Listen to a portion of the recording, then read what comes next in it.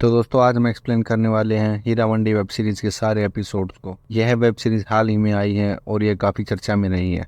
तो चलिए शुरू करते हैं। हमें शुरू में ही बताया जाता है कि यह 1920 का समय है जब अंग्रेजों का शासन था और लाहौर के नवाब उस समय तवायफों के पास जाया करते थे अपना मनोरंजन करने के लिए। फिर हमें रिहाना नाम की एक तवायफ को दिखाया जाता है जो अपने हाथ में अपनी छोटी बहन का बच्चा पकड़े हुए हैं। रिहाना उस बच्चे को किसी कुतुबुद्दीन नाम के नवाब के हाथों बेच देती है और बदले में काफी अच्छी रकम ले लेती है। और जैसे ही यह बात उसकी बहन मलिका को पता चलती है वह उस पर काफी गुस्सा होती है और अपने बच्चे की मांग करती है। रिहाना को उसके ऊपर चिल्लाने का कोई फर्क नहीं पड़ रहा था क्योंकि उसका मानना था कि यह बच्चा तवायफ का है और यह नाजायज है और ऐसे बच्चों को नवाब अक्सर खरीद लिया करते हैं। और उसकी बहन रिहाना उसे धमकी देकर चली जाती है कि मैं तुम्हारा सब कुछ बर्बाद कर दूंगी। फिर हमें 25 साल बाद का समय दिखाया जाता है जिस समय मलिका उन सभी तवाइफों की मालकिन बन चुकी है। मलिका बहुत ही गुस्से वाली और खड़ूस औरत है जो कि अपनी बच्चियों पर जरा भी रहम नहीं दिखाती है। फिर हमें मलिका की छोटी बेटी बीबो जान को दिखाया जाता है जो नवाब वाली साहब के सामने मुजरा कर रही है। फिर हम मलिका जान को नवाब जुल्फिकार के साथ देखते हैं और उन्हें देखकर पता लगता है कि वो दोनों बहुत पहले से आपस में प्रेम करते हैं। फिर जब मलिका अपने महल में वापस आती है तब उसकी छोटी बहन वहीदा उसे वो पैसे ला कर देती है जो कि बीबो जान ने वली साहब के सामने मुजरा करके कमाए थे। फिर मलिका उस रकम को कम बताती है क्योंकि मलिका को उस पर शक था कि वह अक्सर पैसे चुरा लिया करती है। फिर मलिका उसकी तलाशी लेने को बोलती है लेकिन वहीदा के पास कुछ भी नहीं मिलता और वह वहां से रोती हुई चली जाती है। फिर हमें बाद में पता चलता है कि वह सच में पैसे चुराती है इसलिए मलिका उस पर शक करती थी। फिर हम मिलते हैं मलिका की छोटी बेटी आलम से। आलम को शायरियां लिखना बहुत पसंद है लेकिन मलिका उसको भी अपनी तरह एक तवायफ बनाना चाहती है। और फिर जब उसकी शादी साहिबा उसे एक मोतियों का हार पहनाने लगती है तो वह टूट जाता है। फिर आलम डर जाती है और साहिबा और आलम दोनों मिलकर मोतियों को चुगने लगते हैं क्योंकि अगर उसकी माँ मलिका को ऐसा पता चला तो वह आलम को बेच देगी। वो मोती बहुत ही कीमती थे और जब आलम अपनी माँ को यह सब बताती है कि सारे मोती की माला बिखर गई थी लेकिन हमने एक भी मोती को गायब नहीं होने दिया, हमने सारे के सारे 100 के 100 मोती वहां से उठा लिए। फिर मलिका कहती है कि मोती 100 नहीं 101 थे और अगर उसे वह एक मोती नहीं ढूंढा तो उसके लिए अच्छा नहीं होगा। फिर आलम किसी तरह वह एक मोती ढूंढ कर अपनी माँ के सामने ले आती है। फिर मलिका उसे कहती है कि तुम अब जवान हो चुकी हो और तुम्हारा तवायफ बनने का समय आ चुका है। लेकिन आलम को तवायफ नहीं बनना था, उसे शायरियां लिखना पसंद था। लेकिन अगले दिन मलिका आलम की नत उतरवाई का ऐलान कर देती है और आलम अपनी दोनों बहनों को यह बात बताती है कि वह एक तवायफ नहीं बनना चाहती। लेकिन फिर लज्जो कहते हैं कि हमारी किस्मत में यही दिखा है क्योंकि मेरी बुआ मुझे 6 साल की उम्र में यहाँ पर बेच कर चली गई थी और तभी से मैं मलिका के साथ हूँ। फिर बीबू जान भी कहती है कि हम भी यहाँ से निकलना चाहते हैं लेकिन हम लोग नहीं निकल पाए। फिर हमें पता चलता है कि लज्जो को नवाब जोरावर से बहुत ज्यादा प्यार है और वह उसे शादी करना चाहती है ताकि वह इस दुनिया से निकल चुके और प्यार के कारण वह शराब भी पीने लगी है। फिर हमें नवाब ताजदार देखने को मिलते हैं जो कि अभी अभी इंग्लैंड से पढ़कर लौटे हैं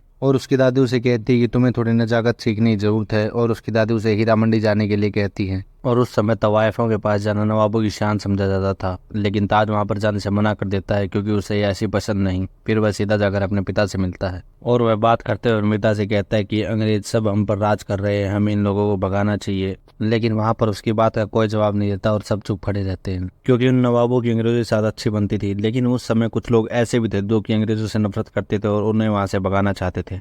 फिर अगले दिन मलिका के पास एक अंग्रेजी अफसर आता है और उससे एक तवायफ की मांग करता है जो कि उसके जश्न में नाच सके और वह उसके लिए मुंह मांगी कीमत देने को तैयार था। लेकिन मलिका इस चीज के लिए मना कर देती है और कहती है कि तवायफ की कीमत बहुत ज्यादा होती है और वह सिर्फ नवाबों के यहाँ जाकर ही मुजरा करती है। अगर वो किसी के भी यहाँ जाकर मुजरा करने लगी तो उसकी क्या ही औकात रह जाएगी। फिर ऑफिसर वहां से नाराज होकर चला जाता है और ठानता है कि मैं इससे बदला लेकर रहूंगा और वह उस्ताद को बुलाता है जो कि काफी समय से हीरा मंडी में काम कर रहा है। और वह अंग्रेजी अफसर उस्ताद से मलिका की कमजोरी पूछता है क्योंकि वह मलिका से बदला लेना चाहता है। और फिर हम देखते हैं कि मलिका आलम को अपने साथ एक पार्टी में ले जाने के लिए बोलती है लेकिन आलम अपनी तबीयत खराब होने का बहाना देकर मना कर देती है। फिर मलिका कहती है कि आज तो वहां पर बड़े शायर नियाजी साहब भी आने वाले थे लेकिन अब तुमने मना कर दिया है तो मैं अकेली चली जाऊंगी। इतना सुनते ही आलम वहां पर जाने के लिए तैयार हो जाती है लेकिन मलिका आलम को साथ ले जाने से मना कर देती है और आलम छुप कर उसके बग्घे पीछे बैठकर वहां पर चली जाती है। फिर हम देखते हैं कि नियाजी साहब शायरी सुना रहे हैं और आलम छुप कर उनकी सारी शायरियां लिख रही है। तभी ताज की नज़र आलम पर पड़ती है और वह उसे पहली नज़र में प्यार कर बैठता है।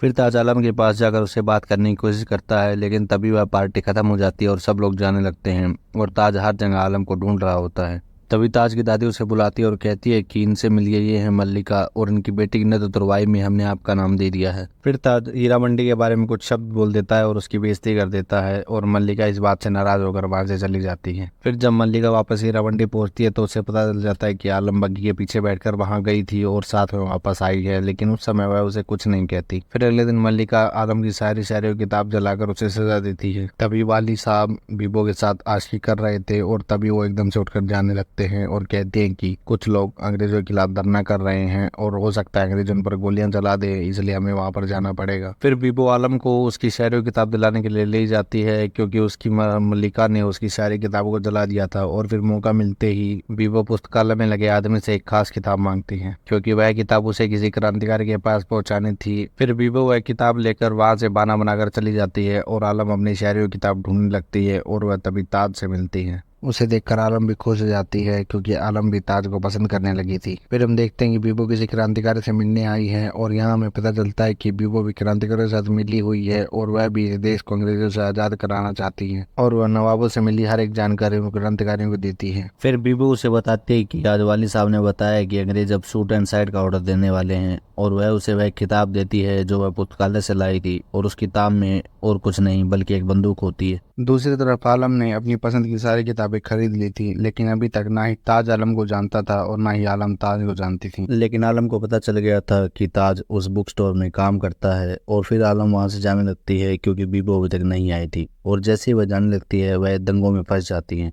फिर जब ताज आलम को उन दंगों में फंसा दिखता है तो उसे बचाकर साइड में करता है और फिर वह एक क्रांतिकारी को अंग्रेजों से पिटते हुए देखता है और फिर वह उसे ही बचा के साइड में करने लगता है। तभी एक अंग्रेज उस पर बंदूक तान देता है और उसे गोली मारने वाला होता है, लेकिन तभी पीछे से वह क्रांतिकारी आकर उस अंग्रेज को गोली मार देता है जिसे बीबो ने किताब में रखकर बंदूक दी थी। फिर वह वापस आलम के पास जाता है, लेकिन आलम वहां से जा चुकी थी और अपना रुमाल वहीं पर छोड़ गई थी। यहाँ पर हम एपिसोड खत्म होते हुए देखते हैं। फिर दूसरा एपिसोड शुरू होता है और उसमें हम 25 साल पहले का समय देखते हैं। यहाँ पर मल्लिका रिहाना के पैर दबा रही थी। उस समय पर हीरा मंडी की मालकिन रिहाना ही थी और फिर उसे पता चलता है कि मल्लिका और जुल्फिकार आपस में एक दूसरे से प्रेम करते हैं और जुल्फिकार रिहाना का परमानेंट कस्टमर था और वह उसके पास आता जाता रहता था। इतना सुनकर फिर वह मल्लिका की बेइज्जती करने लगती है और वह इसी गुस्से में मल्लिका को कहती है कि मैं तो जल्दी बेच दूंगी और इस बात पर मल्लिका को गुस्सा आता है और वह रिहाना को जान से मार देती है। तभी जुल्फिकार वहां पर आ जाता है और वह यह सब देखकर चौंक जाता है और वह मल्लिका के साथ मिलकर रिहाना की लाश को महल के बीचों बीच टंगे झूमर पर टांग देते हैं। फिर मल्लिका जुल्फिकार को वहां से भेज देती है और उस लाश के पास बैठकर जोर जोर से रोने लगती है ताकि सबको लगे कि रिहाना ने आत्महत्या की है। और जब सब लोग वहां आते हैं उन सबको भी यही लगता है कि रिहाना ने आत्महत्या कर ली होगी, लेकिन फिर भी अंग्रेज उसको जेल में डाल देते हैं क्योंकि उनको लगता है कि रिहाना को मल्लिका ने ही मारा होगा, क्योंकि उनका कहना था कि रिहाना की लाश जहाँ पर थी वहां पर नीचे ना तो कोई कुर्सी थी और ना ही कोई टेबल, तो वह आत्महत्या कैसे कर सकती है। लेकिन जुल्फिकार वहां पर आता है और अंग्रेजों को पैसे देकर उसकी फाइल और मल्लिका को वहां से ले जाता है। कहानी फिर से वर्तमान में आ जाती है और हमें पता लगता है कि पूरे शहर में कर्फ्यू लगा हुआ है और आज रिहाना की मौत को 25 साल हो चुके हैं। और फिर वो सब लोग उसी महल में जाते हैं जहाँ पर रिहाना की मौत हुई थी और उसे श्रद्धांजलि देते हैं। लेकिन मल्लिका आज भी रिहाना के बारे में यही कहती है कि तुम्हारी आत्मा को कभी शांति नहीं मिलेगी, क्योंकि वह उसे बहुत ही नफरत करती थी। फिर मल्लिका की छोटी बहन वहीदा कहती है कि मुझे आगे चाबी दे दो, मैं आज से यही रहूंगी, क्योंकि मल्लिका ने अपनी छोटी बहन वहीदा से वादा किया था कि वह उसे ख्वाबगाह देगी। ख्वाबगाह उसी महल का नाम है जहाँ पर रिहाना की मौत हुई थी। लेकिन मल्लिका इस बार भी उसे मना कर देती है और कहती है कि अभी महल पर केस चल रहा है और ये केस पूरा होते ही मैं तुम्हें चाबी दे दूंगी।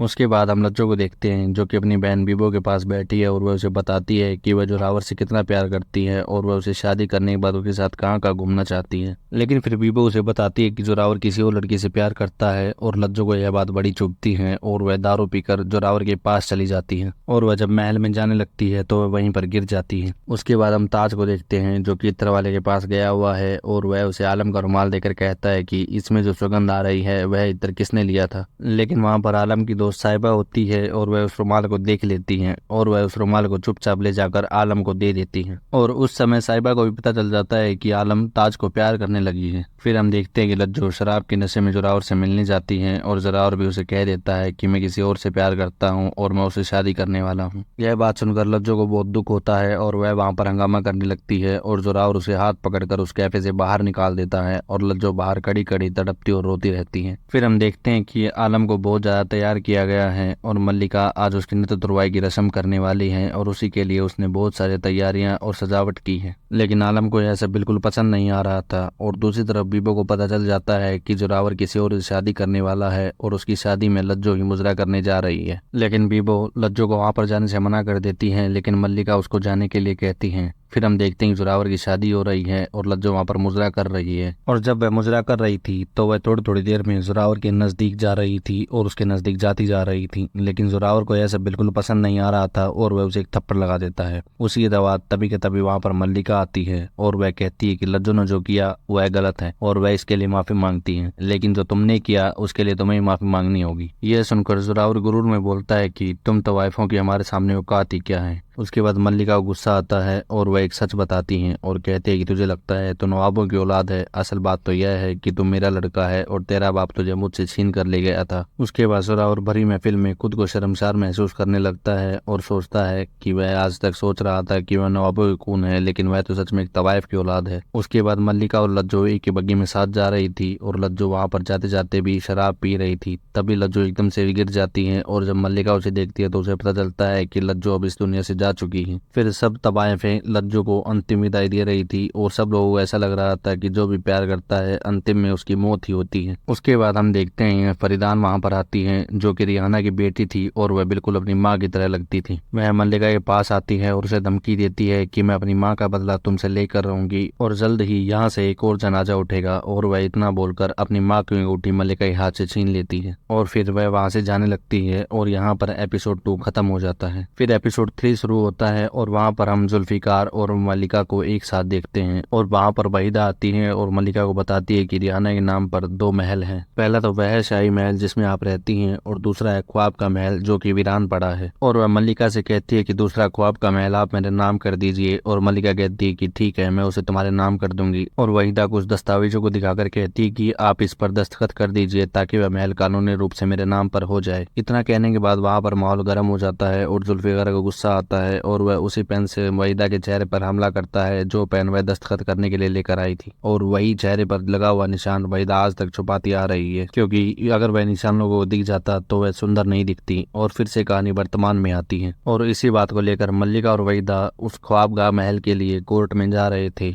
दरअसल ख्वाबगाह महल जिस नवाब का था उसने रिहाना से खुश होकर वह महल उसे दे दिया था और उस नवाब की मौत के बाद उसके घर वाले उस ख्वाबगाह महल को वापस मांग रहे हैं, लेकिन मल्लिका वह महल वापस नहीं देना चाहती। और कोर्ट में उसी ख्वाबगाह महल का केस चल रहा था और मल्लिका ने वहीदा को वादा किया था जैसे ही वह केस जीत जाएगी वह ख्वाबगाह महल उसके नाम पर कर देगी। फिर हम कोर्ट में देखते हैं कि ख्वाबगाह महल जिस नवाब का था उस नवाब के घर वालों का वकील मांग कर रहा था कि वह महल उन्हें मिल जाए, लेकिन मल्लिका उसका जवाब देते हुए कहती है कि हमारे पास ख्वाबगाह की चाबी है, क्या तुम्हारे पास ख्वाबगाह के कागज भी हैं। यहाँ पर वहीदा बैठी थी जो कि सारी दलीलें सुन रही थी और साथ साथ मल्लिका उस नवाब के बेटे की बेइज्जती करती है और यह सुनकर नवाब का बेटा उसका गिरबान पकड़ लेता है। और फिर आखिर में कोर्ट तय करता है कि आज से ख्वाबगाह मल्लिका का हुआ, क्योंकि नवाब के घर वालों के पास ख्वाबगाह के कागज भी नहीं थे और मल्लिका के पास ख्वाबगाह की चाबी थी। फिर मल्लिका वहीदा के हाथ में ख्वाबगाह की चाबी दे देती है और वहीदा इस बात से काफी खुश होती है क्योंकि वह बचपन से ही ख्वाबगाह को पाना चाहती थी। उसके बाद अगले दिन जब वहीदा मल्लिका के पास आती है तब वह देखती है कि ख्वाबगाह जिस नवाब का था उसकी बीवी वहां पर बैठी है और मल्लिका वहीदा से उस ख्वाबगाह की चाबी लेकर उसकी बीवी को दे देती है। इस बात से वहीदा मल्लिका से काफी नाराज हो जाती है, लेकिन मल्लिका उसे कहती है कि अगर फरीदान ने अपनी माँ के हिस्से का महल मांगने के लिए हम पर केस कर दिया तो हम हार जाएंगे और मुझे हारना बिल्कुल भी पसंद नहीं है। उसके बाद वहीदा शाम को मिठाई बांटने आती है और कहती है कि अब तो महल नवाब की बीवी का हो गया है और वह वहां पर रहने लगी है। और ख्वाबगाह मल्लिका के महल के सामने ही था और वह देखती है कि नवाब की बीवी से यह महल फरीदान ने ले लिया है और यह देखकर मल्लिका चौंक जाती है, क्योंकि उसे पता था कि फरीदान कोई कच्ची खिलाड़ी नहीं है और अगर वह ख्वाबगाह लेकर वहां पर रहने आई है तो वह कुछ ना कुछ जरूर करेगी। फिर अगले दिन उस्ताद जी फरीदान के पास आते हैं और उस्ताद जी ऐसे इंसान हैं जिनको सबके बारे में सब कुछ पता होता है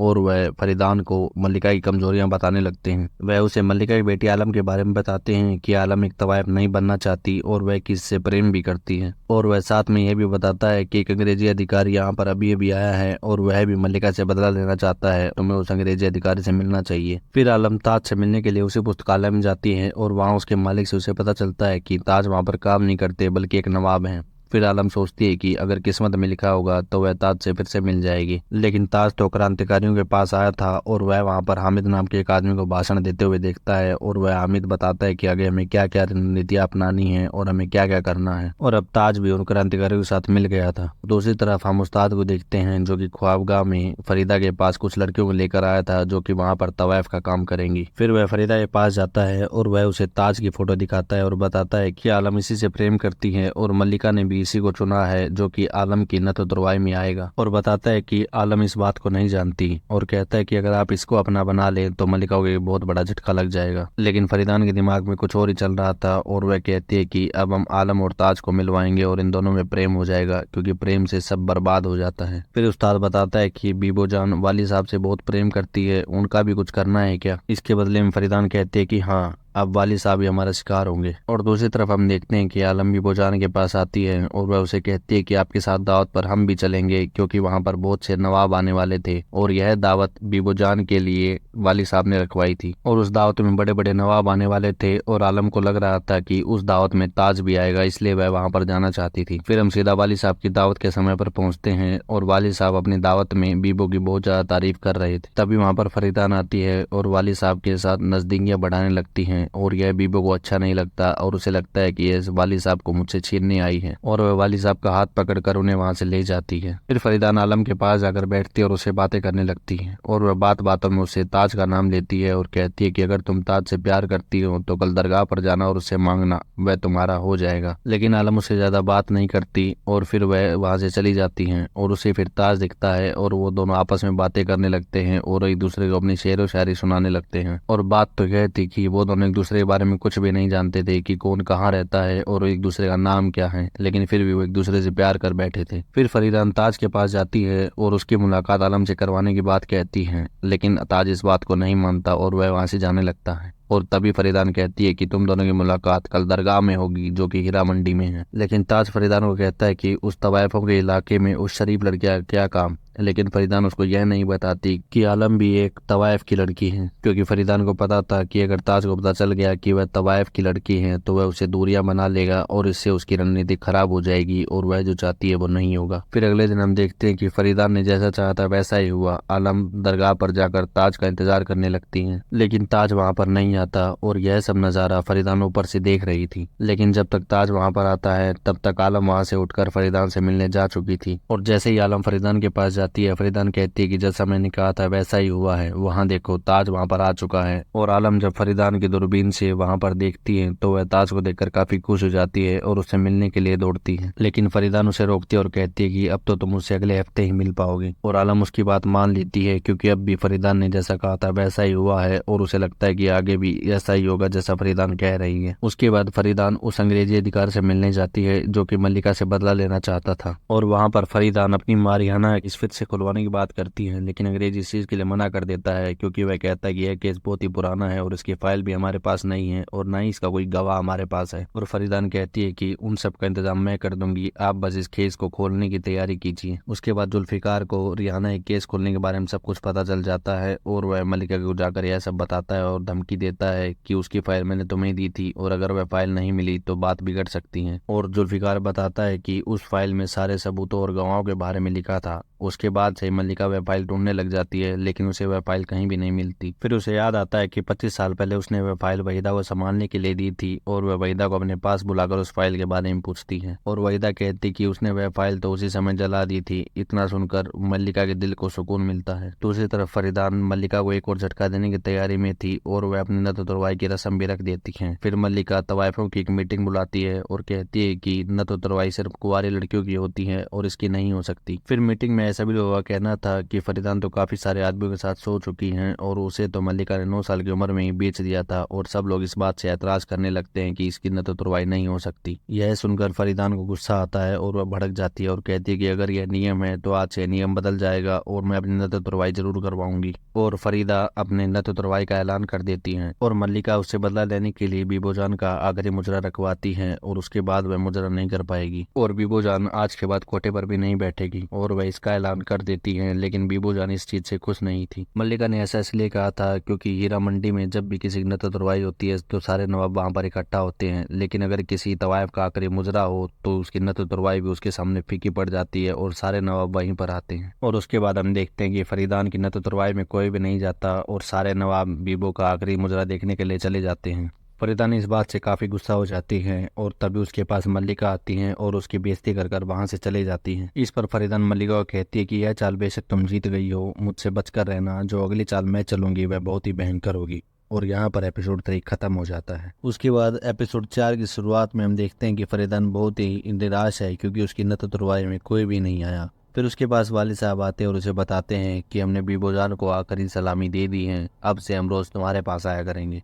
यह सुनकर फरीदान खुश हो जाती है और यह सब बीबो जान खिड़की से देख रही थी क्योंकि वो वालिद साहब को बहुत चाहती थी। फिर जब मल्लिका अपने कमरे में थी तो वहां पर साइमा एक गाना गुनगुनाते हुए आती है और मल्लिका को लगता है कि वह आलम है, लेकिन जब वो मुड़कर देखती है और उसे साइमा दिखती है तो उसका मुंह उतर जाता है क्योंकि वह आलम से अच्छा गा रही थी और मल्लिका उसकी झूठी तारीफ कर देती है। लेकिन जब साइमा अपने काम कर रही थी तब उसकी माँ अगर उसे बताती है कि मल्लिका ने उसे 10,000 रुपए में बेच दिया है और उसकी माँ उसे बताती है कि जब तक तू यहाँ रहेगी तब तक आलम का मुजरा फीका पड़ जाएगा और यह मल्लिका बिल्कुल भी नहीं चाहेगी। फिर साइमा इकबाल के पास जाती है जिससे वह प्यार करती है और वह उसे कहती है कि चलो यहाँ से भाग चलते हैं, लेकिन इकबाल ऐसा नहीं कर सकता क्योंकि वह मल्लिका का एक वफादार नौकर है और वह उसके साथ भागने से मना कर देता है और कहता है कि मैं तुम्हारे लिए 10,000 रुपये लेकर आऊंगा और फिर मैं तुम्हें यहाँ से ले जाऊंगा। फिर अगले दिन साइमा मल्लिका के पास जाती है और उसे बताती है कि वह इकबाल से प्यार करती है और वह उसे 10,000 रुपये देकर उसे वहां से ले जाएगा और मल्लिका इस बात के लिए मान जाती है और साथ में वह यह भी कहती है कि उसको बोल देना कि 15 दिन में 10,000 रुपये दे जाए और तुम्हें यहाँ से ले जाए। फिर साइमा को फिक्र होने लगती है और यह सोचती है कि वह इतनी जल्दी इतना पैसा कहाँ से लेकर आएगा। फिर हम इकबाल को देखते हैं जो कि जुआ खेलकर पैसे कमा रहा है और वह 15 दिन में केवल 2200 रुपये ही जोड़ पाया। फिर साइमा की माँ मल्लिका से थोड़ा और समय मांगती है ताकि इकबाल उसके लिए पैसे जोड़ पाए। फिर मल्लिका साइमा की माँ को थोड़ा तड़पाती है और उसके मांगे अनुसार उसे पैसे लाने के लिए थोड़ा समय और दे देती है। फिर हम वहीदा की बेटी को वहीदा के साहब के साथ इश्क लड़ाते हुए देखते हैं। वहीदा यह सब देख लेती है और हंगामा खड़ा कर देती है और जब मल्लिका वहां पर आती है तो उसे इस बात में कुछ भी गलत नहीं लगता। उसका कहना था कि महल में किसी तरह धन आना चाहिए, चाहे वो वहीदा के जरिए आए या उसकी बेटी के जरिए आए। और उसके बाद से वहीदा के साहब को मल्लिका वहीदा की बेटी को सौंप देती है जिससे वहीदा के दिल को बहुत चोट पहुंचती है। फिर हमें ताज को दिखाया जाता है जो कि अब पूरी तरह से क्रांतिकारियों के साथ मिल चुका था और हामिद उससे कहता है कि ऐसे अमीर लोग कहाँ क्रांतिकारी बनते हैं और ताज उसके बदले में कहता है कि आप जो भी कहोगे मैं वो सब करने के लिए तैयार हूँ। और फिर हामिद उसे कुछ पोस्टर देकर शहर में बांटने के लिए बोल देता है और जब वो शहर में पोस्टर बांटने के लिए निकलता है तब उसे आलम मिल जाती है। वो दोनों एक दूसरे से मिलकर काफी खुश होते हैं और फिर वो दोनों मिलकर पोस्टर बांटने लगते हैं। और फिर आलम फरीदान के पास जाती है और उसे ताज से हुई मुलाकात के बारे में बताती है क्योंकि उसे लग रहा था कि आगे जो भी होगा फरीदान उसे बता देगी। फिर फरीदान उसे कहती है कि अब समय आ गया कि तुम्हें ताज को बता देना चाहिए कि तुम उसे कितना प्यार करती हो और वह कहती है कि तुम्हें उसके लिए खत लिखना चाहिए और तुम वो खत मुझे दे देना, मैं उसके तक पहुंचा दूंगी। फिर बीबो जान आलम को फरीदान के घर से निकलते हुए देख लेती है लेकिन वो कुछ नहीं कहती और वालिद साहब उन दोनों की बातें सुन लेते हैं और फरीदान को कहते हैं कि चाहे कुछ भी हो जाए तुम मल्लिका को हराने के लिए आलम का इस्तेमाल मत करो और वह कहता है कि अगर तुमने ऐसा किया तो अच्छा नहीं होगा। फिर हम देखते हैं कि बीबो जान आलम को समझा रही थी कि तुम्हें फरीदान के पास नहीं जाना चाहिए, वह हमारी दुश्मन है और आलम कहती है कि वह ताज से प्यार करती है और फरीदान ही उसका खत उस तक पहुंचाएगी। और इतना सुनते ही बीबो जान उसके हाथ से खत ले लेती है और कहती है कि उस तक खत्म पहुंचाएंगे क्योंकि वह ताज को जानती थी।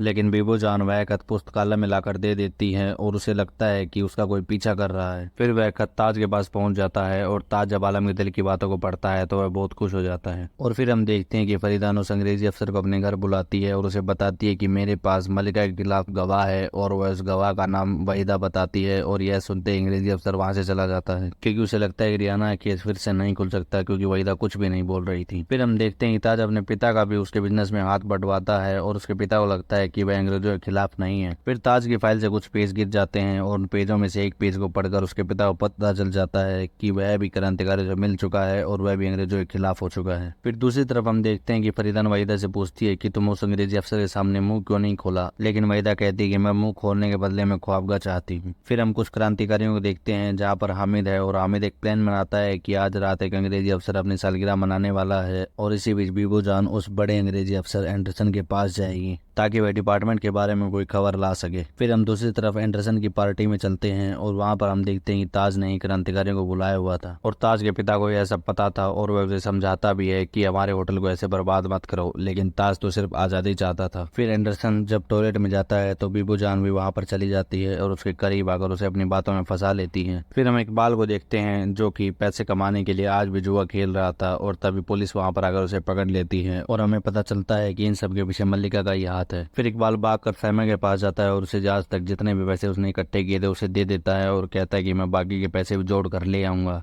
और यह सब जब हो रहा था तो आलम ऊपर से देख रही थी और इकबाल को पुलिस वाले पकड़ कर ले जाते हैं। और जब आलम मल्लिका के पास जाकर यह कहती है कि साहिबा और इकबाल एक दूसरे से प्यार करते हैं और आपको उन दोनों के साथ ऐसा नहीं करना चाहिए, तो मल्लिका कहती है कि मैं यह बात मान जाऊंगी मगर इसके बदले में तुम्हें अपनी नद तुरवाई की रस्म पूरी करनी होगी। आलम इस बात के लिए मान जाती है और उन दोनों की यह सब बातें साहिबा बाहर गेट पर खड़ी सुन रही थी। और दूसरी तरफ हम देखते हैं कि इकबाल को पुलिस वाले बहुत टॉर्चर कर रहे हैं और वह इकबाल को मारते हुए कहता है कि तुम मल्लिका के खिलाफ गवाही दे दो कि वह अंग्रेजी हुकूमत के खिलाफ गद्दारी कर रही है और मैं तुम्हें छोड़ दूंगा, लेकिन इकबाल इस बात के लिए मना कर देता है। फिर हम देखते हैं कि आलम अपनी नत तुरवाई के लिए तैयार हो रही थी और यह देखकर बीबो जान चौंक जाती है कि आलम इतनी जल्दी कैसे मान गई। और फिर हम देखते हैं कि बीबो जान ताज के खत लेकर आई हुई होती है और ताज आज शाम को आलम से मिलना चाहता है। फिर आलम कहती है कि मैं आखिरी बार उससे मिलने जरूर जाऊंगी और आलम उसे मिलने पहुंच जाती है, लेकिन ताज वहां पर नहीं पहुंचता क्योंकि वह क्रांतिकारियों के साथ लगा हुआ था। फिर ताज के ना आने पर आलम वहां पर एक खत रखकर चली आती है और शाम को अपनी नद तुरवाई की रस्म की तैयारी में लग जाती है। फिर हम देखते हैं साइमा यह सब देख रही होती है और वह सोचती है कि आलम ने उसके लिए क्या कुछ नहीं किया और वह भी उसके लिए कुछ करना चाहती है। फिर दूसरी तरफ हम देखते हैं कि फरीदा ने एक झूठा खत लिखती है और वह आलम को पहुंचाती है कि वह खत ताज की ओर से है और वह इस तरीके से मल्लिका को एक नया झटका देने की तैयारी में थी। और फरीदान की दासी आलम को वह खत देने जाती है और उसे साथ में यह भी कहती है आप यहाँ से निकल चलिए, बाकी सब फरीदान संभाल लेगी। और फिर साइमा भी वहाँ पर आ जाती है और वह भी यही कहती है तुम्हें ऐसे चला जाना चाहिए। और फिर बीबो जान उसके कमरे में पहुंचती है और वह देखती है कि आलम वहाँ से भाग गई है। और फिर आलम वहाँ से भागकर सीधा एक बग्गी में जाती है जहाँ पर फरीदान पहले से ही मौजूद थी।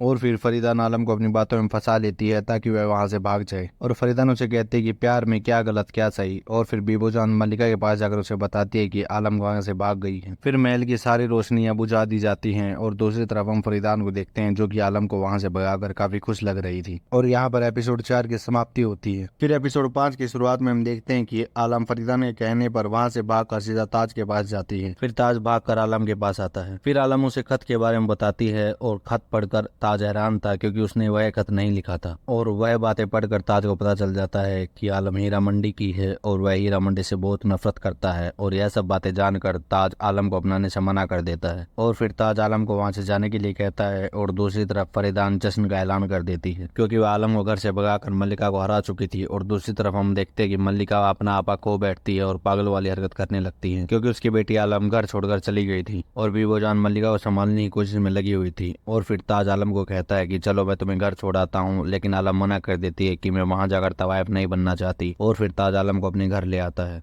और ताज उसे कहता है कि तुम 2-3 दिन तक यहाँ रुक जाओ और अपना फैसला कर लो कि तुम्हें कहाँ जाना है। और जब तक अगर कोई तुम्हें पूछे कि तुम कौन हो तो तुम कह देना कि तुम मेरे दोस्त सरफराज की बहन हो। आलम इस बात से खुश हो गई थी कि अब उसे हीरा मंडी नहीं जाना पड़ेगा। और दूसरी तरफ हम देखते हैं कि मल्लिका की हालत बहुत ज्यादा खराब हो रही है। उसे ऐसा इसलिए हो रहा था क्योंकि वह आलम को हीरा मंडी की मालकिन बनाना चाहती थी और उसने घर से भागकर उसके सारे सपने चूर चूर कर दिए थे। और फिर आलम सुबह सुबह ताज की दादी से मिलती है और उसको वह पसंद भी आ जाती है, लेकिन ताज के पिता को शक हो गया था कि वह उसके दोस्त सरफराज की बहन नहीं है। लेकिन ताज के पिता किसी से कुछ नहीं कहते और सब लोग खुश थे। और दूसरी तरफ हम देखते हैं कि बीबो क्रांतिकारियों से मिलने जाती हैं और फिर बीबो जान को अपने एक दोस्त से पता चलता है कि आलम ताज के घर पर बिल्कुल महफूज है और वह बताता है कि उसे वहां पर कोई दिक्कत नहीं है, सब लोग उससे काफी खुश हैं। यह सुनकर बीबो जान के दिल को थोड़ी ठंडक पहुंचती है। दूसरी तरफ हम देखते हैं कि ताज आलम को उसकी दादी से दूर रहने के लिए कहता है क्योंकि जब आलम वहां से जाएगी तो उसकी दादी को अच्छा नहीं लगेगा, लेकिन आलम कहते हैं कि ऐसा कुछ नहीं होने वाला और वह हीरा मंडी तो बिल्कुल भी नहीं जाएगी। फिर हम बीबो और वहीदा को देखते हैं और वहीदा आज अंग्रेजी अधिकारी एंडरसन को अपना मुजरा दिखाने वाली थी। और जब वहीदा अपना मुजरा शुरू करती है तो वह देखती कि एंडरसन तो सिर्फ बीबो को ही देखे जा रहा है और देखते ही देखते हुए बीबो को एक कमरे में ले जाता है। और यहाँ पर भी वह जैसा सोचती है वैसा बिल्कुल भी नहीं होता क्योंकि वह सोच रही थी कि वह उस अंग्रेजी अफसर को अपना साहब बना लेगी और उस पर पैसों की बारिश हो जाएगी, लेकिन वह तो बीबो पर पागल हो गया था। और एंडरसन और बीबो को एक साथ देखकर वहीदा का दिल टूट जाता है और वह पूरे होटल में हंगामा कर देती है। और वहीं पर ताज भी अपने दोस्त के साथ बैठा था और उसका दोस्त कहता है कि देखो एक तवाइफ की क्या हालत हो जाती है। और यह सुनकर ताज सोचता है कि आलम की भी ऐसी ही हालत होगी अगर वह वापस हीरा मंडी गई तो। फिर ताज घर जाते ही सीधा आलम के कमरे के बाहर जाता है और कहता है कि तुम्हारे भाई का खत आया है और तुम्हें 1 महीने और यहीं पर रुकना है। और फिर आलम अंदर से आवाज लगाकर कहती है कि क्या तुम हमारे भाई से पूछ सकते हो कि हम यहाँ 2 महीने रुक सकते हैं क्या। यह सुनकर ताज बहुत खुश हो जाता है क्योंकि वह भी चाहता है कि आलम उसके पास ही रुके। और अब वहीदा बीबो से नाराज होकर सीधा फरीदान के पास जाती है। वह बीबो से नाराज थी क्योंकि उसने एंडरसन को उससे छीन लिया था और अब वह भी फरीदान के साथ मिल जाती है और वह भी अब मल्लिका और उसकी बेटी से बदला लेना चाहती है। फिर वहीदा फरीदान को बताती है कि रिहाना एक केस की फाइल उसी के पास है और यह सुनते ही फरीदान काफी खुश हो जाती है और उसे कहती है कि जल्दी से वह फाइल हमारे पास ले आओ। फिर हम देखते हैं कि उस्ताद कहीं पर जा रहा था और तभी वह आलम को ताज की दादी के साथ देख लेता है और उससे यह बात नहीं पचती और वह सीधा मल्लिका के पास पहुंच जाता है और वह मल्लिका से कहता है कि कल ईद है और आप ताज के घर जाइएगा, वहां पर आपको खुशखबरी जरूर मिलेगी। बीबो समझ गई कि उस्ताद को पता चल गया है कि आलम ताज के घर पर है। और फिर अगले दिन ताज के घर ईद का जश्न मनाया जा रहा था और तभी मल्लिका वहां पर पहुंच जाती है और आलम मल्लिका को देखकर डर जाती है। और मल्लिका जैसे ही ताज के घर वालों को आलम का सच बताने वाली थी तभी ताज बोल पड़ता है और आलम के बारे में सब कुछ सच बता देता है कि वह कौन है और कहाँ से आई है। और वह अपने घर वालों को यह भी बताता है कि वह आलम से प्रेम करता है और उससे शादी भी करना चाहता है। मल्लिका कहती है कि एक तवाइफ की शादी और वो भी नवाब से, ऐसा नहीं हो सकता, लेकिन ताज ठान चुका था कि वह तो शादी आलम से ही करेगा। मल्लिका यह सुनते ही ताज को चुनौती दे देती है और कहती है कि मैं भी देखती हूँ तुम यह सब कैसे करते हो। और फिर यहीं पर यह एपिसोड खत्म हो जाता है। फिर एपिसोड 6 की शुरुआत में हम देखते हैं कि वहीदा मल्लिका को भड़का रही थी और कहती है कि आपसे अपनी बेटी तो संभाली नहीं गई, यह महल गया आप खाक संभालोगी। और दूसरी तरफ हम देखते हैं कि ताज को उसके पिता ने घर से निकाल दिया था और वह अपनी दूसरी कोठी में जाता है जहाँ उसके मामा रहते हैं। और ताज के मामा आलम को उसके साथ देखकर कहते हैं कि जब तुम्हारी शादी नहीं हुई तो यह लड़की तुम्हारे साथ नहीं रह सकती और बिना शादी के तो ऐसे तवाइफें ही आती हैं। लेकिन ताज कहता है कि चाहे कुछ भी हो जाए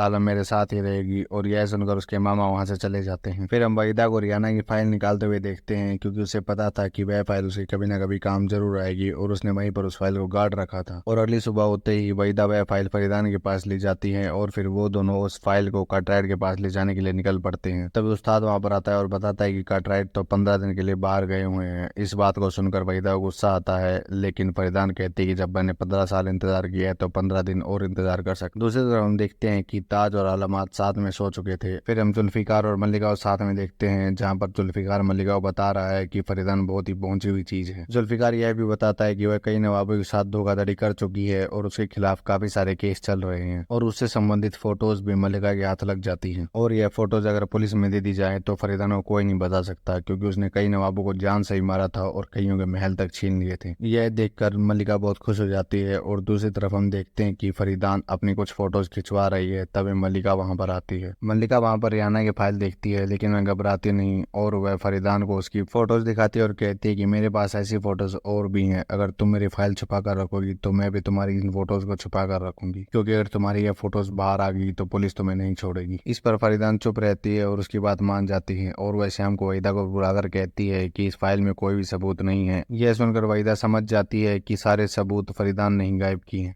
यह सुनकर वहीदा बहुत ही दुखी हो जाती है और वह सोचती है कि उसे धोखे मिलने बंद ही नहीं हो रहे और फिर बची कुछ फाइल भी जला दी जाती है। फिर वहीदा मल्लिका के पास जाकर अपने की माफी मांगती है और मल्लिका उसे माफ भी कर देती है। और फिर मल्लिका वहीदा से कहती है कि अब से तुम्हारी बेटी शमा का ही इस महल पर राज होगा और वही यहाँ का राजपाट संभालेगी और सारे मुजरे वही संभाला करेगी। हम देखते हैं कि इकबाल जेल से छूट गया है और वह हर जगह साहिबा के बारे में पूछ रहा है लेकिन उसे कोई कुछ नहीं बता रहा। फिर वह मल्लिका के पास जाता है और मल्लिका उसे माफी मांगती है और कहती है कि अंग्रेजों ने तुम्हारे ऊपर बहुत से मुकदमे लगा रखे थे इसलिए तुम्हें छुड़ाने में देर हो गई। फिर वह इकबाल को बताती है कि जैसे ही तुम जेल गए तभी साइमा किसी और के साथ भाग गई और तुम्हारे लिए एक कड़ा छोड़कर गई है और उस कड़े को देखकर इकबाल को बहुत दुख होता है। फिर हम बीबो को देखते हैं जो एंडरसन के पास जाती है और उसे उसके पास एक नक्शा दिखता है जिसमें हथियारों की जानकारी थी। और फिर हम ताज को देखते हैं जो कि आलम से शादी के लिए पूछता है और आलम भी उसके साथ शादी करने के लिए मान जाती है। बीबो उन हथियारों की जानकारी सीधा जाकर उन क्रांतिकारियों की देती है ताकि वो उन हथियारों को वहां से चुरा सकें। और फिर जब बीबो ताज के पास जाती है और उसे आलम के बारे में पूछती है तो ताज उसे बताता है कि हम जल्दी शादी करने वाले हैं। बीबो यह सुनकर काफी खुश हो जाती है। और फिर शादी से एक दिन पहले ताज अपने यहाँ एक बड़ी दावत रखता है जहाँ पर बहुत बड़े बड़े नवाब और बड़े बड़े अंग्रेजी अफसर भी वहां पर आए हुए थे। ताज ने यह सब इसलिए किया था ताकि वो लोग पीछे से हथियार चुरा सके और किसी को उन पर शक भी ना हो। और वहां पर फरीदान भी कार्टराइट के साथ आती है और फिर वह आलम से मिलने के लिए उसके कमरे में चली जाती है। लेकिन फरीदान को आलम तो मिलते नहीं पर कुछ ऐसे सबूत मिल जाते हैं जो कि अंग्रेजों के काम के थे। और दूसरी तरफ हम देखते हैं कि जो क्रांतिकारी क्रांतिकारी हथियार चुराने आए थे वो पुलिस वालों के बीच में थे, और जैसे वे हथियार चुराने अंदर घुसते हैं और बाहर निकलने लगते हैं तभी वो देखते हैं किसी ने बाहर से दरवाजा बंद कर दिया है। फिर वो सब क्रांतिकारी समझ जाते हैं कि उन्हें फंसाया गया है और बाहर अंग्रेजी अफसर खड़े थे जो कि उनके बाहर निकलते उन्हें मारने की तैयारी में थे। लेकिन सभी क्रांतिकारी दूसरे दरवाजे से भागने में सक्षम हो जाते हैं और इसी बीच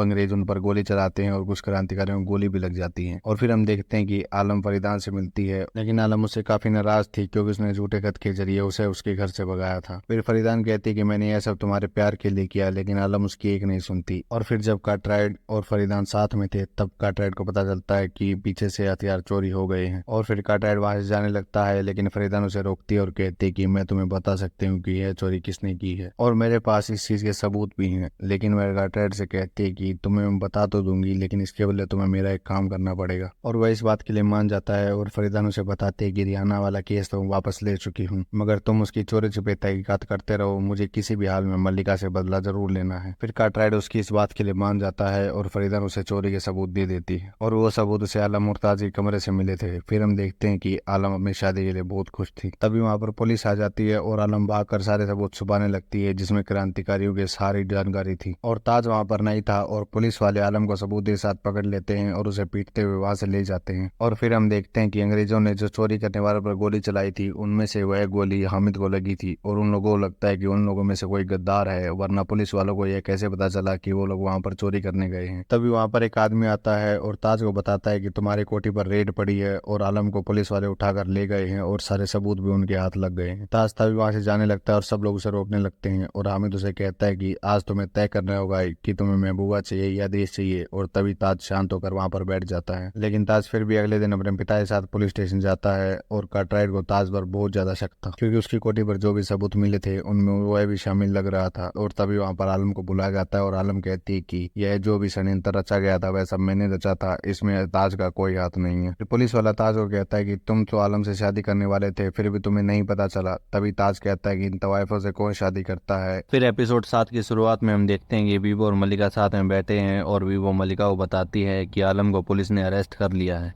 फिर बीबो मल्लिका को कहती है कि क्यों ना आप आलम को पुलिस वालों से छुड़वा लें, लेकिन फिर मल्लिका कहती है कि क्यों, अब उसका ताज कहाँ चला गया।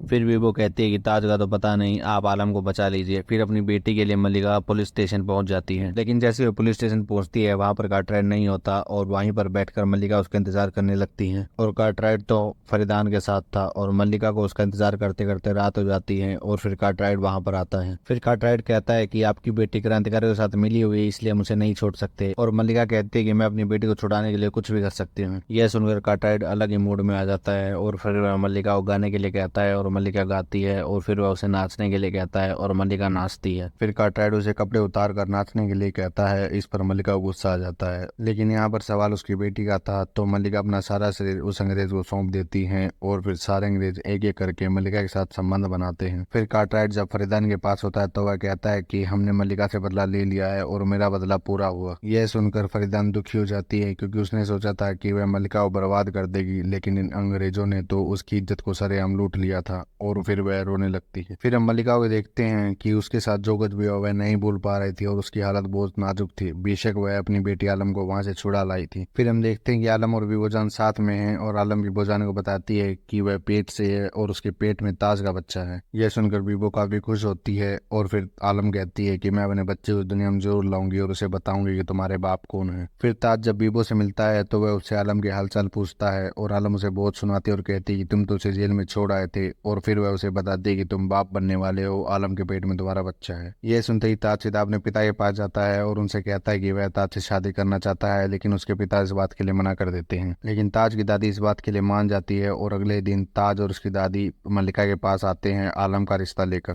मल्लिका बात बात पर उन्हें नीचे दिखा रही थी, लेकिन ताज की दादी इस बात को संभाल लेती है और फिर आखिर में मल्लिका इस शादी के लिए मान जाती है। लेकिन मल्लिका कहती है कि रात को 10 बजे से पहले बारात ले आना, वरना रात को 10 बजे के बाद हम आलम को मुजरे के के लिए बैठा देंगे और उसके बाद कुछ भी ठीक नहीं हो पाएगा। फिर हम देखते हैं कि उस्ताद इकबाल के पास जाता है और उसे बताता है कि तुम्हारी साहिबा भागी नहीं बल्कि मल्लिका ने उसे 2 आदमियों के हाथों बेच दिया था। ये सुनकर इकबाल का दिल टूट जाता है और वह वहां से चला जाता है। और फिर हम देखते हैं कि बीबो शादी का पहला निमंत्रण फरीदान को देती है और बीबो कहती है कि तुम्हारी वजह से यह सब कुछ हो पाया है। और फिर फरीदान इस बात को सुनकर बहुत खुश होती है। हम देखते हैं कि ताज के पिता इस शादी से बिल्कुल भी खुश नहीं थे, लेकिन ताज की दादी कहती है कि यह शादी तो होकर रहेगी चाहे तुम मानो या ना मानो। लेकिन ताज के पिता वहां से गुस्से में चले जाते हैं और सीधा कार्टराइट को फोन लगाते हैं और वह कार्टराइट को कुछ ऐसी बात बताते हैं जिससे वह शादी टूट जाएगी। फिर हम देखते हैं कि हीरा मंडी में बहुत खुशी का माहौल है क्योंकि वहां पर पहली बार किसी की बारात आने वाली थी। और दूसरी तरफ हम देखते हैं कि ताज और उसकी दादी भी इस शादी से काफी खुश थे। लेकिन जैसे ही बारात निकलने वाली थी तभी वहां पर कार्टराइट बाकी पुलिस वालों को लेकर पहुंच जाता है और ताज को अंग्रेजों के खिलाफ बगावत करने के जुर्म में गिरफ्तार करने लगता है। ताज अपने पिता से कहता है कि आप इन लोगों को सिर्फ 10:30 बजे तक रोक लीजिए, मैं शादी करके अरेस्ट हो जाऊंगा। लेकिन फिर उन्हें पता चलता है कि ताज के पिता ने उन पुलिस वालों को बुलाया है क्योंकि वह चाहता था कि पुलिस वाले ताज को अरेस्ट कर लें और वह शादी रुक जाए। और फिर पुलिस वाले ताज को अरेस्ट करके ले जाते हैं और उसकी शादी नहीं हो पाती। मल्लिका को भी यह बात पता चल जाती है और वह आलम को सारी बात बताती है और उसे मुजरे पर बैठने के लिए बोलती है। और फिर जब फरीदा शादी के लिए तैयार होकर निकल रही थी तभी उस्ताद वहां पर आता है और उसे बताता है कि ताज के ऊपर बड़ी बड़ी धाराएं लगाकर पुलिस वालों ने उसे अरेस्ट कर लिया है और अब यह शादी नहीं हो पाएगी। और फिर तभी फरीदान कार्टराइट के पास जाती है और ताज को छोड़ने के लिए उसे भीख मांगने लगती है। लेकिन पुलिस वाला कहता है कि अगर ताज अपने साथियों के नाम बता देगा तो मुझे छोड़ देंगे। लेकिन ताज किसी का भी नाम नहीं बताता और इंकलाब जिंदाबाद के नारे लगाने लगता है और पुलिस वाले उसे पीटते रहते हैं। और ऐसे ही जब पुलिस वाला उसे मार रहा था तो उसका एक डंडा सिर पे लगता है और ताज की मौत हो जाती है। यह देखकर फरीदान चौंक जाती है और दूसरी तरफ हम देखते हैं कि आलम पहली बार मुजरा करने लगती है और आलम रोती रहती है क्योंकि वह ताज से दूर हो गई थी। लेकिन तभी फरीदान आती है और बीबो को बताती है कि ताज अब इस दुनिया में नहीं रहा। और फिर बीबो सीधी यह बात जाकर आलम को बताती है और आलम यह बात सुनकर सहम जाती है और यहीं पर यह एपिसोड खत्म हो जाता है। फिर अगले एपिसोड की शुरुआत में हम देखते हैं कि ताज की मौत से आलम को बहुत बड़ा सदमा लगा है और वह किसी से भी बात नहीं कर रही है।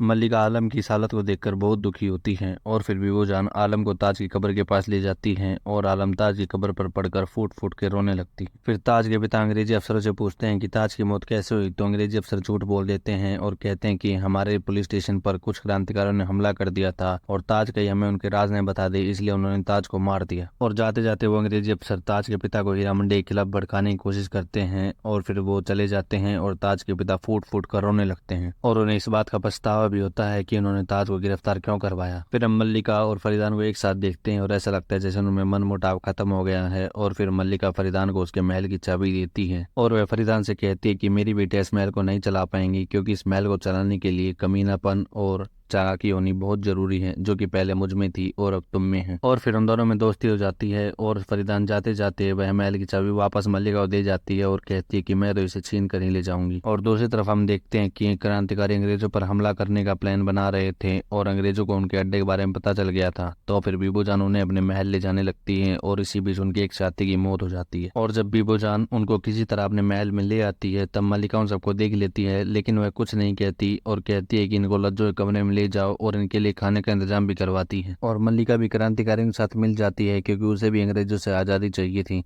फिर हम वाली साहब और फरीदान को एक साथ देखते हैं और फरीदान वाली साहब से कहती है कि आप भी अंग्रेजों को यहाँ से भगाने में मदद करें, लेकिन वाली साहब कहते हैं कि हम नवाबों को अंग्रेजों से कोई दिक्कत नहीं है। और इसको सुनकर फरीदान वाली साहब को अपना साहब मानना बंद कर देती है। फिर हम ताज की दादी को देखते हैं जिनकी तबीयत बहुत खराब है और फिर आलम उनसे मिलने आती है और आलम को देखकर वो उसकी दादी बहुत खुश हो जाती है और वह उन्हें खुशी खुशी में अपनी सारी अंगूठियां निकाल कर दे देती है और उसकी दादी उसे कहती है कि अब मैं खुशी खुशी मर सकती हूँ। और आलम कहती है कि आपको कुछ नहीं होगा और नन्ना ताज भी जल्द ही आने वाला है। यह सुनकर ताज की दादी बहुत खुश हो जाती है। फिर इधर हम वाली साहब को और बाकी नवाबों को साथ में बैठा देखते हैं जहाँ पर वाली साहब कहते हैं कि हीरा मंडी की सारी तवायफें अंग्रेजों के खिलाफ हो गई हैं और हमारा अंग्रेजों से कोई पंगा नहीं, इसलिए हम इन सब से दूर रहेंगे। और फिर वाली साहब ऐलान करते हैं कि आज से कोई भी हीरा मंडी नहीं जाएगा। और जब नवाबों ने वहां पर जाना बंद कर दिया तो हीरा मंडी का कारोबार ठप पड़ गया और सब कुछ सुना सुना पड़ा था। और फिर नवाब मल्लिका को जुल्फिकार से मिलकर बात करने के लिए कहता है, लेकिन मल्लिका इस बात से मना कर देती है। और फिर सभी तवायफों की एक मीटिंग बैठती है जहाँ पर बीबोजान खड़ी होकर कहती है कि हम लोगों को भी आजादी का हक है और हमें आजादी के लिए लड़ना चाहिए। और सभी तवायफें बीबोजान की बात से सहमति जताती हैं और उसके साथ खड़ी होने को तैयार हो जाती हैं। और दूसरी तरफ हम देखते हैं कि हामिद एंडरसन को मारने का प्लान बनाता है, लेकिन बीबोजान कहते हैं कि एंडरसन को मैं मारूंगी और कहते हैं कि एंडरसन ने मुझे जल्द से बुलाया है और वहां पर मैं उसे मार डालूंगी, चाहे मुझे इसके लिए कोई भी सजा मिले। फिर अगले दिन जल्द से में एंडरसन सबके सामने भाषण दे रहा था और तभी बीबोजान खड़ी होती है और एंडरसन को गोली मार देती है और एंडरसन वहीं के वहीं मर जाता है। और तभी वहां पर हामिद आकर सभी अंग्रेजों पर गोली गोलियां चलाने लगता है और उन्हें मारने लगता है, लेकिन तभी पीछे से कार्टराइट आकर हामिद को गोली मार देता है और वह मर जाता है और बीबो जान को अरेस्ट कर लिया जाता है। और जब मल्लिका को पता चलता है कि एंडरसन को बीबो ने मार दिया है तो वह चौंक जाती है। और दूसरी तरफ हम देखते हैं कि अंग्रेज बीबो को बहुत टॉर्चर कर रहे हैं और उससे उसके साथियों का नाम पूछ रहे हैं, लेकिन बीबो कुछ नहीं बताते बल्कि एक ही शब्द दोहराती रहती है, आजादी आजादी। फिर फरीदान मल्लिका के पास आती है और उसे कहती है कि बीबो जान को बचाना बहुत जरूरी है वरना उसको अंग्रेज मार डालेंगे। और फिर सभी लोग तय करते हैं कि वो लोग भी अंग्रेजों के खिलाफ खड़े होंगे। फिर उस्ताद आलम के पास आता है और उसे कहता है कि तुम्हारे लिए एक ऑफर है, और उसे कहता है कि कार्टराइट तुम्हारे पास सोना चाहता है। और फिर आलम इस बात से भड़क जाती है, लेकिन फिर उस्ताद कहता है कि इससे अच्छा मौका और नहीं मिलने वाला। कार्टराइट से अगर तुम्हें बदला लेना है तो ये लो बंदूक और उसे मार देना। फिर यह सुनकर आलम इस बात के लिए मान जाती है। फिर हम बीबो जान को देखते हैं जिसको बहुत मारा पीटा गया है और वह बेहोश पड़ी है और अंग्रेज आज रात इसे जान से मारने वाले हैं। फिर हम देखते हैं सभी तवाइफें रोड पर उतर आई हैं और वो बीबो को हौसला देने जा रही है कि वो सब उसके साथ हैं। और वो सभी तवाइफें कार्टराइट की ओर बढ़ती हैं और इधर कार्टराइट आलम के साथ सोने जा रहा था और तभी कार्टराइट की तरफ बढ़ती हुई तवाइफों को पुलिस वाले रोकते हैं, लेकिन वो ज्यादा देर तक उन्हें नहीं रोक पाते और सभी तवाइफें जेल की दीवारों तक पहुंच जाती हैं। और दूसरी तरफ हम देखते हैं कि पुलिस वालों ने बीबो जान को एक ही ऑर्डर पर मारने के लिए तैयार खड़ा कर रखा है और उनको हुक्म मिलते ही वो सब बीबो जान को गोलियों से भून देते हैं। और दूसरी तरफ हम देखते हैं कि आलम ने भी कार्टराइट को गोली मार दी है। और फिर हम देखते हैं कि बीबो जान के मरते ही सभी तवाइफें आजादी की मुहिम में खड़ी हो गई हैं और यहीं पर यह वेब सीरीज खत्म हो जाती है।